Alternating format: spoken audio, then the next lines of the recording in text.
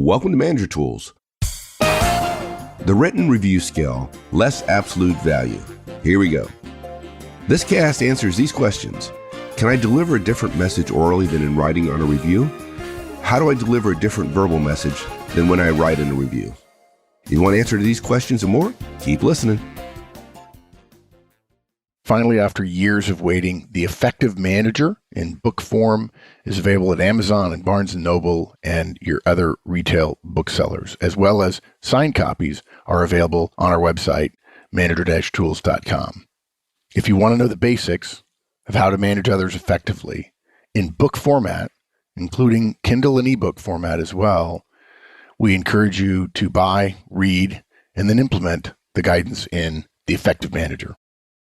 I'm excited about today's show because this is a lesson I learned, almost 35 years ago when writing reviews for NCOs when I was in the Army, which is interesting because you and I just got back from a reunion with some great folks we served with back in the Army 30-something years ago. Yep, 1982 to 86. That was a long time ago. That was a long time ago. Yeah. Yeah, I mean, basically, when people write reviews, they get into writing the review and they think the review should cover everything, which can be frustrating in part because you can't put everything in a review. In the last 20 or 30 years, reviews have become simplified in many ways. I mean, there were apps at one point for, we can write your review. We just, put in some words and we'll write a sentence for you. Those still exist, but gee whiz, if you have to use something like that, you're not a very professional manager. But basically, people think, I have to make the written review speak for itself. And that's true insofar as you have to understand that the written review is what the organization uses for succession planning, but the verbal review is between you and your direct. Right. There's two different audiences here. Yeah, and there's two different sensitivities. There's two different sensibilities. There's two different ways of thinking about it. I mean, you may choose to be very direct with somebody who really made a pretty significant mistake. You could say that, but it would be very hard to put it in a written review without having significant negatives attached to that person because of the inherent politicization of and overemphasis on numerics and buzzwords that go into the review system. Because again, it's a bifurcated system. The organization doesn't really use it to review people. They use it to capture data for planning. But nevertheless, the person who's first going to read it is the person who's being reviewed. But you can, and you often should deliver a different message verbally than your written comments. And the key to doing that is to moderate your written comments and to give them what we call less absolute value. Good. So what's the outline for today? So really three simple things. In writing, we say you deliver less absolute value. That means for negative reviews, you can be more negative verbally. And for positive reviews, you can be more positive verbally. So if I think you're an 8 in terms of what I think you should get on the review, I could still probably talk to you as if you're a 9. So 9 is verbal, 8 is written. If you really had a terrible year, and I think you got a -6, if we're assuming a scale of 10 to plus 10 to minus 10, I might talk to you as a -6, but only give you a -5 or a -4. So let me say that differently in terms of less absolute value rule. Whatever score you would give based on what is verbally delivered on a performance review, the score for the official written review must have an absolute value less than the verbal score. Oh my God, it's a math class here. Yeah, exactly. We're assuming plus 10. We're throwing out everybody's concepts of what their organization uses for reviews and keeping in mind that most review systems, they have a 1 through 5 and 3 is, okay and 4 is very good and 5 is exceptional. 2 is not meeting expectations. 1 is you're in serious trouble. If you see that 3 as a 0, and then you think the 5 is, say, a plus 10, and the 0 is a minus 10, the more you go to the right toward plus 10, the closer the person is getting to a 4 or a 5. And whatever your verbal delivery is, you can go further than what you think the written score is. If it's a positive review. If it's a positive review. If it's a negative review, in order to keep the less absolute value concept, you have to think of getting a 2 or a 1 on a 1 to 5 scale, with 3 being the average. You have to think of those as being negative reviews, which frankly most people do. And look, it's pretty simple. Writing a review and delivering a review verbally are two different things. And if you don't know, folks, we're almost up to 12 years of recording podcasts every week. We have 4 podcasts on reviews from 11 years ago that are some of my all-time favorites, so much so that they're Hall of Fame, which you can find on our Map of the Universe page. And we re-release them every year in the middle of the week to help people be reminded of what they need to do to prepare a review, write a review, and delivering a review. So we highly recommend those. But it's important that people understand that writing the review is permanent and it's official. Yeah. You have to be careful, folks, what we commit to paper. Performance reviews are an organizational system. They're not designed effectively for detailed performance feedback between a manager and a direct. Reviews are designed to capture relative strengths and weaknesses of different employees to help the organization make succession planning judgments. There's no sense in trying to communicate performance feedback in writing, because that's not what the written review is for, because performance reviews aren't for feedback. They're not. They're for succession planning. We can provide feedback verbally. It's the best way to do it anyway. And leave what we want to tell the organization, what we think sends the right message about the person's performance over the past year regarding succession planning. We can do that in writing. So what this means, and what you're saying, I think, is that what we write and then what we say in performance reviews have two very different purposes. Yeah, they do. We have much greater leeway verbally. There's no record of it. We're much more able to engage in a discussion that involves the direct in their performance discussion. The way to think about this, again, imagine that number scale, -10 on the left, +10 on the right. 0 is the midpoint for most people, and this may not apply to you. It's not as if 80% of companies this way, but I bet 60% are. They have a 1 to 5 scale, and 3 is in the middle. And 3 is you did fine. 4 is you did very well. 5 is exceptional. 1s and 2s on a 5-point scale are generally considered problematic.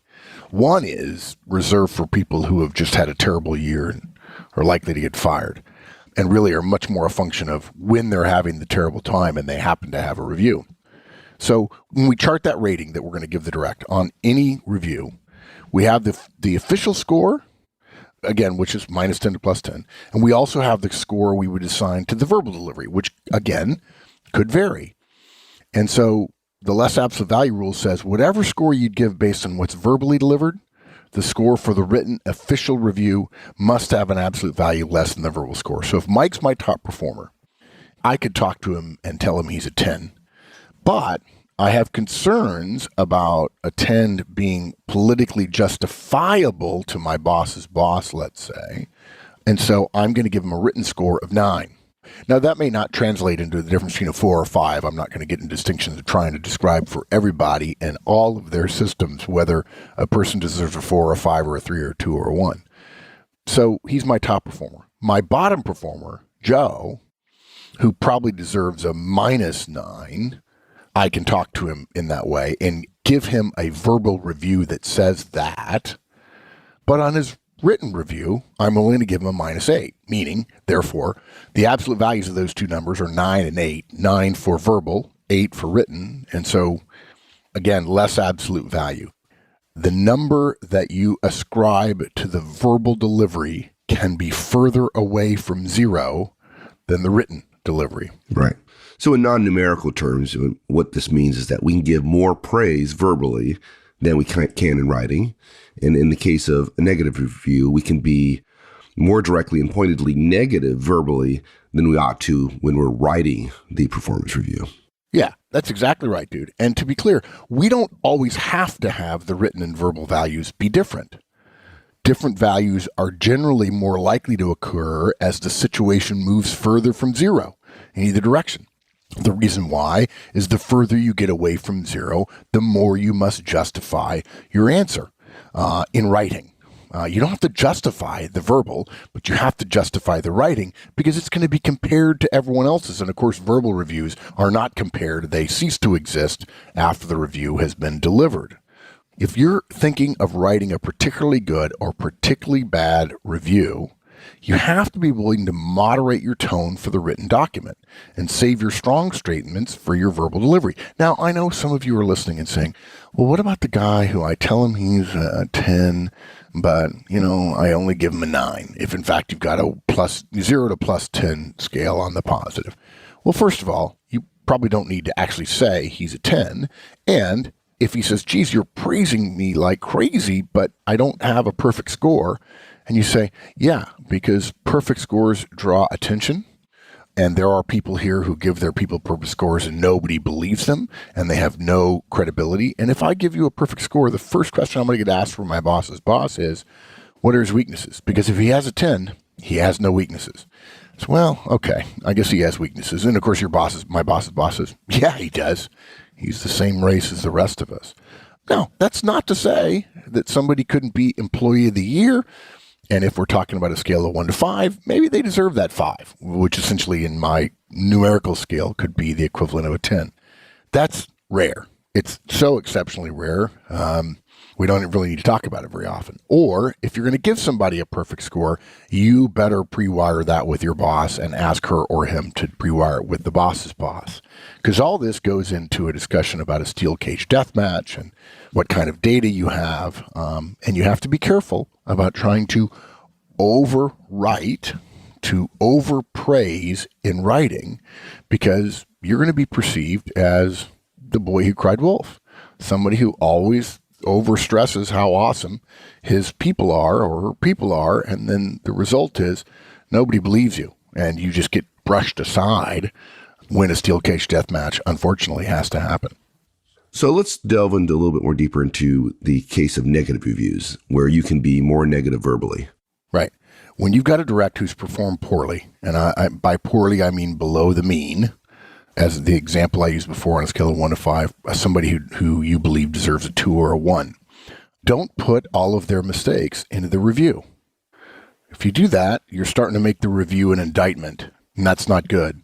The review you're going to give to the organization is permanent. Yeah, really, it's more semi-permanent because the system's going to change. And 5 years from now, no boss is going to read this review, particularly if the system's changed. But reviews are official documents. One that's too negative will draw the attention of HR. If you haven't given HR a heads up, a significantly negative review, again, remember, a review is a succession planning document, is probably going to be questioned. Why did we know this was coming? What have you done about the situation? What do you expect, the response to be from this person? And now HR is in your kitchen. Are there any surprises here? Is there anything you said in this review that your direct doesn't know about? And frankly, they ask that question and they won't believe you. If you're a manager tools manager and you say, no, I would never surprise a direct in a review. It's one of the cardinal rules of review delivery. And HR kind of rolls their eyes because everybody else does. Every other manager, many other managers in the world, the vast majority of managers don't engage in the day-to-day, week-to-week, month-to-month stuff they need to do. They don't engage in the wellness that we recommend. And at the end of the year, they think, well, we have a cancer, let's have surgery. And they haven't done it, and they see the review as their one chance to give feedback to the direct, rather than the review as being succession planning information to the organization, and it's simply a written copy for the direct to characterize what happened in the previous year. Now look, if you have followed our protocols, you have the raw material to support the review, and you have a track record of talking about it throughout the year that you're given the review for. But again, HR probably doesn't know. And unfortunately, too many HR people confuse protecting the company from liability with protecting individual employees from difficult situations. But in any event, let's suppose you write a quite critical review of direct. You think the direct deserves a -8. And you don't use the less absolute value rule. You verbally deliver a -8, and you give them a ranking that you equate with a -8. Even though our guidance in that situation would be to make the written score a -6 or a -7. And the next year, you feel justified because your direct's performance significantly improved. In your mind, you gave them the necessary kick in the butt, and they responded. But that's only part of the story. Your significantly negative written comments will be part of your direct's record for several years to come. Semi-permanent, not permanent. It may be permanent. Managers and executives who don't know your direct and don't know you and don't know what you've done will see this review as a black mark that could affect their career for years. That's right. And if there's a job in the future, you gave them the kick in the butt, they got better, but now there's, for example, a management position open that they want, or some other, plum position that they want, and they're competing against others. And the hiring manager looks at the reviews and sees that significant black mark. And now you're host. You've hurt your direct permanently. Yeah. So here's how it works.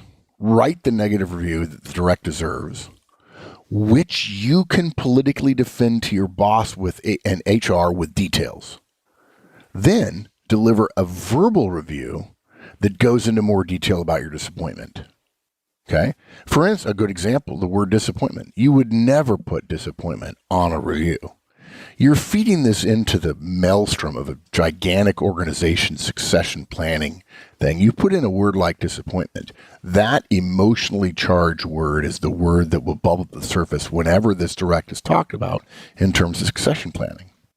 So I could say, or Mike could say to me if I'm his direct who's done poorly, Mark, I'm disappointed in you, but that wouldn't go on the review. Okay? Verbally, he'd give me more specifics, more discussion of the changes necessary, and he wouldn't pull any punches about what a repeat of my performance this year would mean next year. But he wouldn't put all of that in the written review.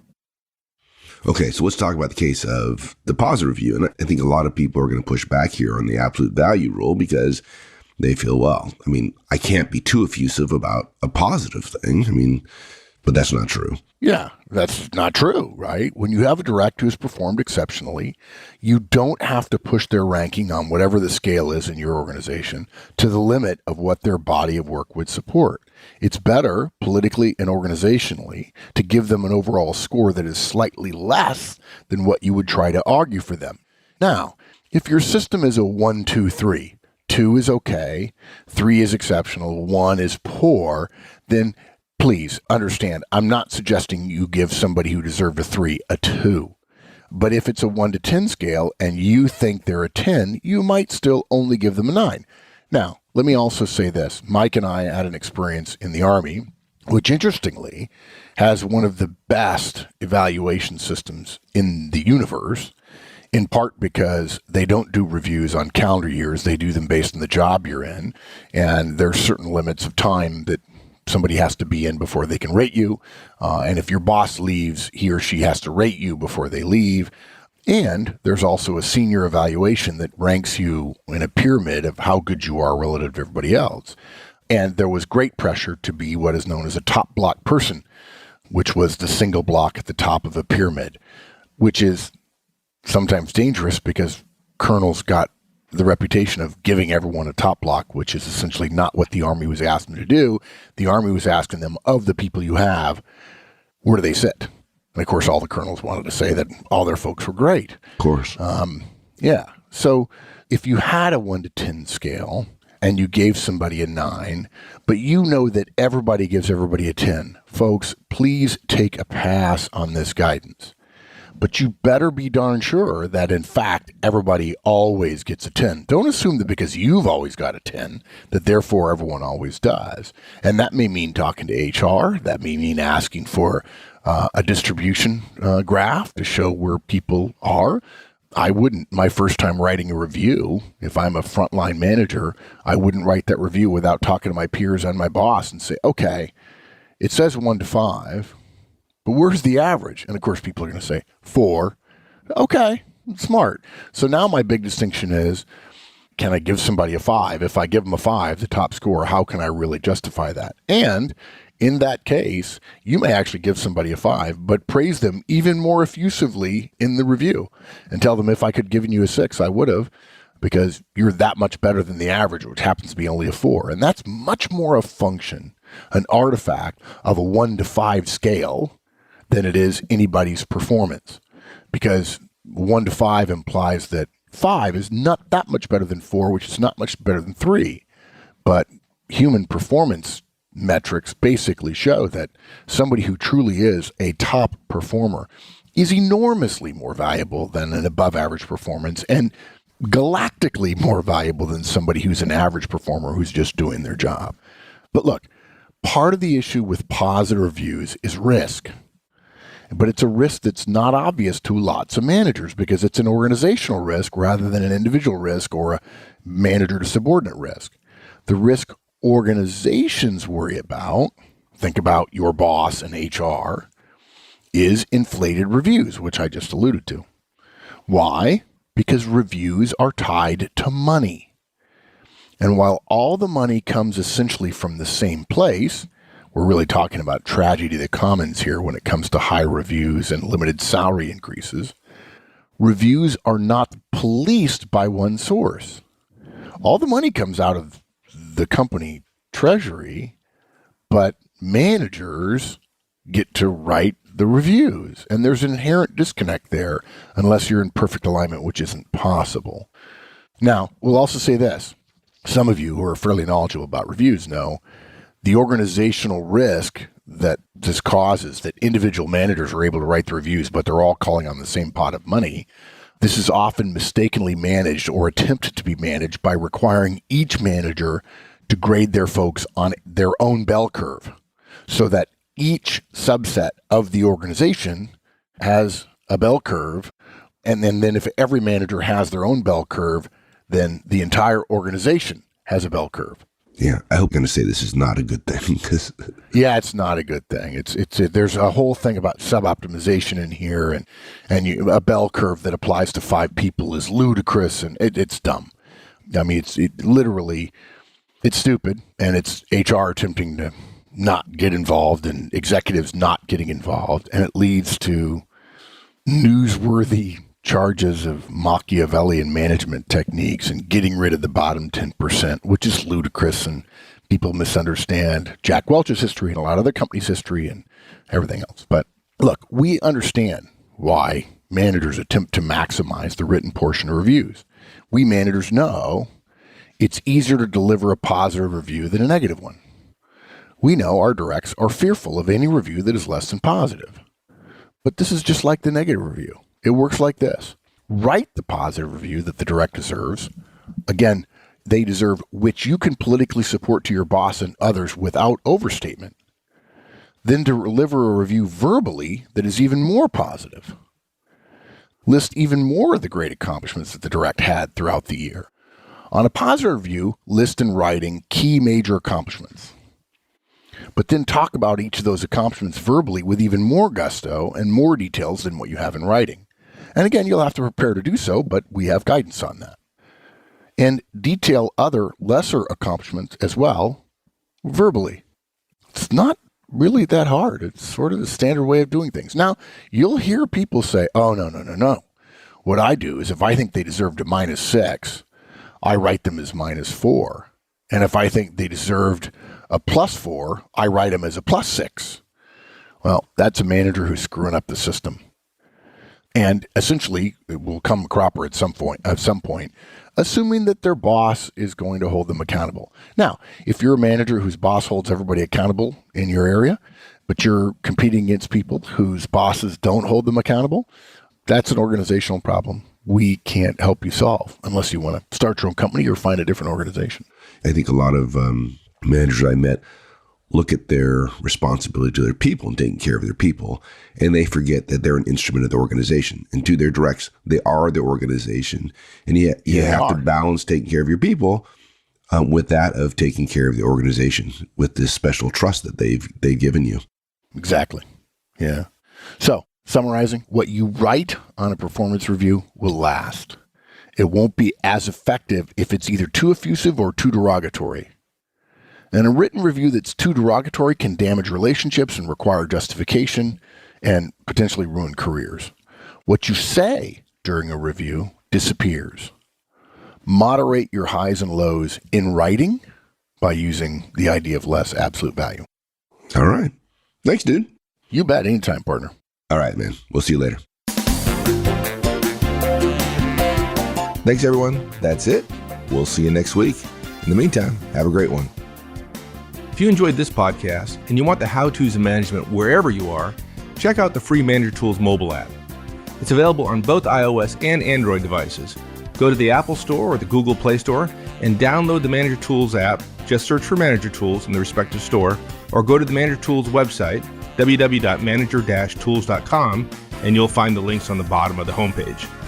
Once you've installed the Manager Tools app, you'll have access to all the Manager Tools and Career Tools shows anytime, anywhere you want.